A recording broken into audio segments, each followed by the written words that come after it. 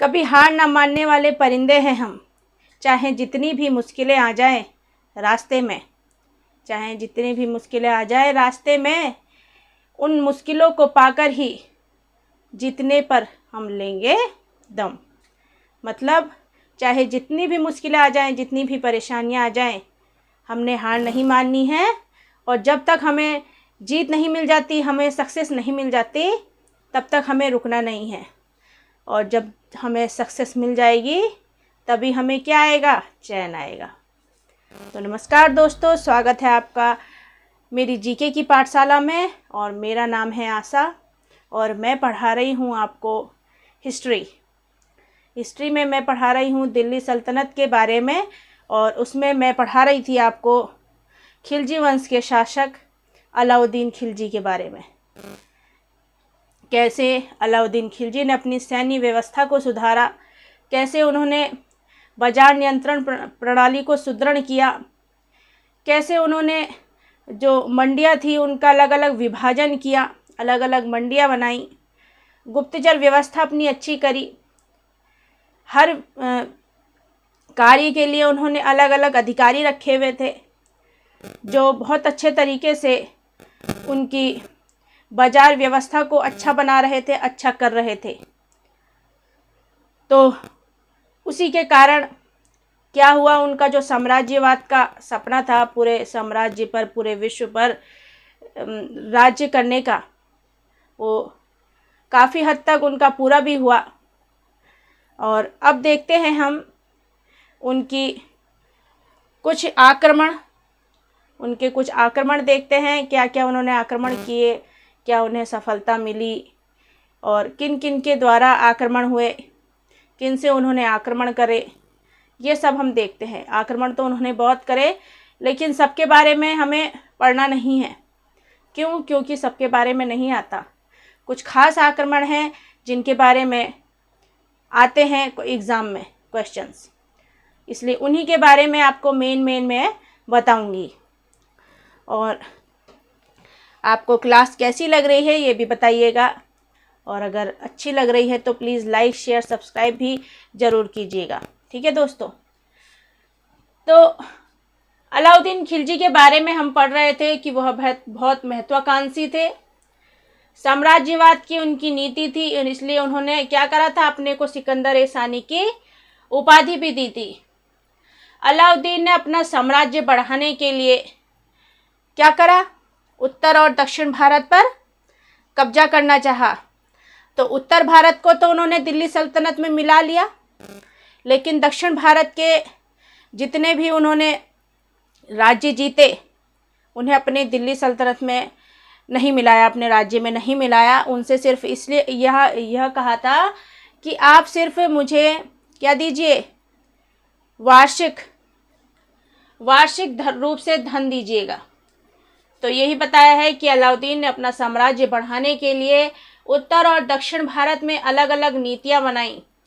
उत्तर भारत को तो दिल्ली सल्तनत में मिला लिया, लेकिन दक्षिण भारत को जीतकर वहां से सिर्फ वह क्या लेना चाहते थे, वार्षिक रूप से धन लेना चाहते थे, कि वहां से बस वार्षिक रूप से जो भी धन संपत्ति है वो हमारे पास आ जाए, ऐसा वो चाहते थे।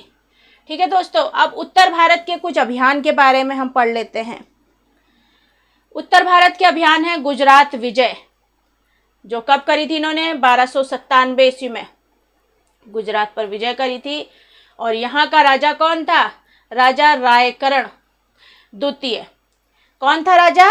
रायकरण द्वितीय। गुजरात विजय जब इन्होंने करी तब वहाँ का गुजरात आक्रमण किया, तो वहाँ का राजा जो था राजा रायकरण द्वितीय था।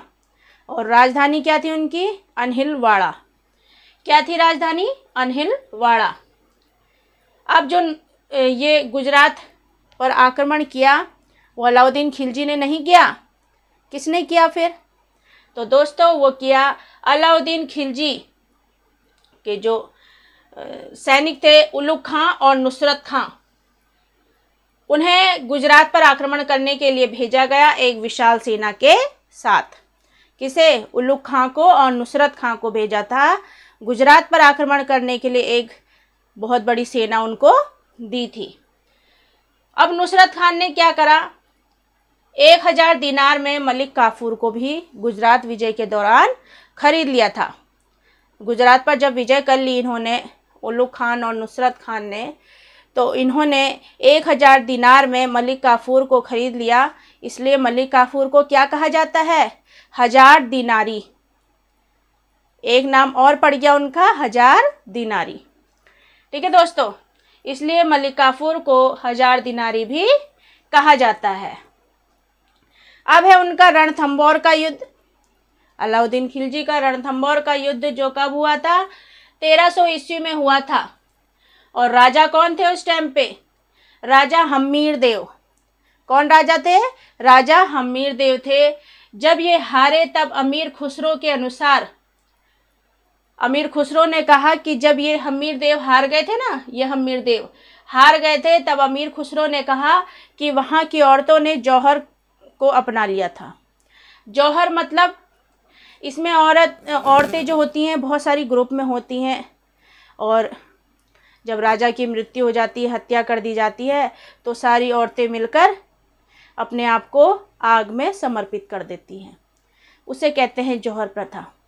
ऐसे ही सती प्रथा भी होती है। सती प्रथा में पति की मृत्यु होने पर उस पत्नी को आग में जला दिया जाता है, मगर ये सती प्रथा बंद करवा दी थी विलियम बेंटिक ने। किसके साथ मिलकर, राजा राम मोहन राय के साथ मिलकर ये प्रथा बंद करवा दी थी सती प्रथा की। और वैसे ही यह जौहर प्रथा है। तो इसमें जो है औरतें जो ग्रुप में एक साथ जल जाती थी, आग में जल जाती थी पति की हत्या हो जाने के बाद। तो ऐसा ही इसमें हुआ, जब राजा हम्मीर देव हार गए, इनकी सेना हार गई, तो बहुत सारे सैनिकों की हत्या हो गई, बहुत सारे सैनिक मर गए। तब सारी औरतें मिलकर इन जौहर प्रथा को अपना लिया। अब हुआ चित्तौड़ पर आक्रमण। चित्तौड़ पर आक्रमण हुआ 1303 में, और यहाँ का राजा कौन था, राणा रतन सिंह। कौन था, राणा रतन सिंह। इनकी रानी थी पद्मावती। रतन सिंह की रानी कौन थी, पद्मावती। और इसे अलाउद्दीन खिलजी क्या करता था, पसंद भी करता था पद्मावती को। लेकिन पद्मावती पसंद नहीं करती थी अलाउद्दीन खिलजी को, और तो उसे अपने साथ ले जाना चाहता था। लेकिन क्या करा पद्मावती ने, अपने आप को मृत्यु के हवाले कर दिया। और फिर अलाउद्दीन खिलजी ने गुस्से में, क्रोध में आकर चित्तौड़ पर आक्रमण किया था। मतलब पहले आक्रमण नहीं किया था, क्योंकि वो पद्मावती को पसंद करता था। तो फिर क्या करा गया, रतन सिंह की हत्या कर दी गई और पद्मावती ने जौहर कर लिया। उसे पता था कि अब इनकी मृत्यु हो गई है तो मेरा हाल भी क्या होगा, तो उन्हें पता था। तो जब अलाउद्दीन खिलजी उसे ले जाना चाहता था पद्मावती को, तो पद्मावती ने अपने आप को आग में समर्पित कर दिया और पद्मावती ने जौहर कर लिया। ठीक है दोस्तों, अलाउद्दीन ने चित्तौड़ का नाम बदलकर अब क्या कर दिया, खिजराबाद।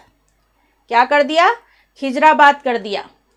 और अपने बेटे खिज्र खां को वहाँ का प्रशासन सौंपकर दिल्ली लौटाया। खिजराबाद का जो शासन था ना, वहाँ उसे खिज्र खां को देकर अपना कहाँ लौटाया, दिल्ली लौटाया, जहाँ का वो शासक था वहाँ लौटाया। अब मालवा पर अभियान हुआ 1305 ईस्वी में। मालवा पर अभियान हुआ।